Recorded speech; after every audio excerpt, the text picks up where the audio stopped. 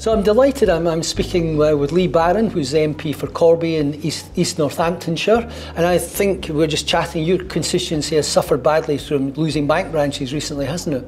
I think a lot of constituencies across the country, and particularly in the smaller towns, yeah.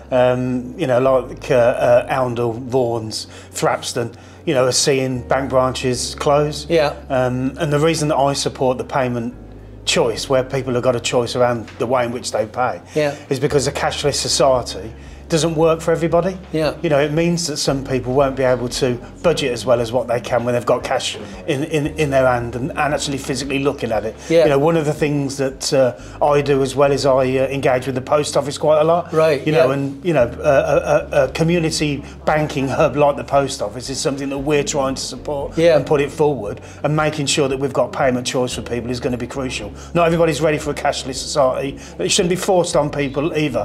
There are reasons for it and reasons why cash is still good in a lot of areas, and it also as well means the vitality of the high street and things like that, yeah, you know, is preserved and everything else. So that's what we need to do. We need to have a look at it in the overall scheme of things. But the post office is absolutely vital, isn't it? I mean, you've got still over 11,000 post offices around the country, so they could be the answer to financial inclusion in every constituency if it's supported properly. Most definitely. Yeah. It's the largest retail network in the United Kingdom, yeah, and we need to use it more. Yeah. And I was talking to a postmaster just last evening who was telling me about, you know, a customer that he has who budgets on £50 that they take out. They take it out as two £20 notes, two £5 notes, yeah, because that's the way in which they budget, yeah, and that's what works for them. Yeah. Take those sort of options away from people, that's not going to solve anything. Well, some people like that constituency of yours probably are doing envelope stuffing, so they take the cash out and every envelope for my, you know, food bills, envelope for my power bills, and they keep it in separate envelopes so they can keep track. So it's all part of the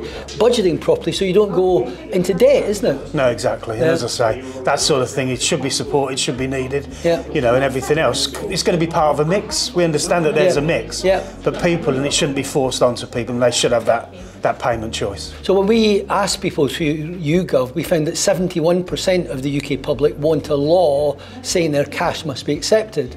That's 40 million voters that translates into. That's a lot of people, isn't it? And most definitely is. And in terms of the overall scheme of things, as I say, I think many of us now are walking into bars, restaurants, which are turning around saying we don't take cash anymore. There might be security reasons for that, I don't know.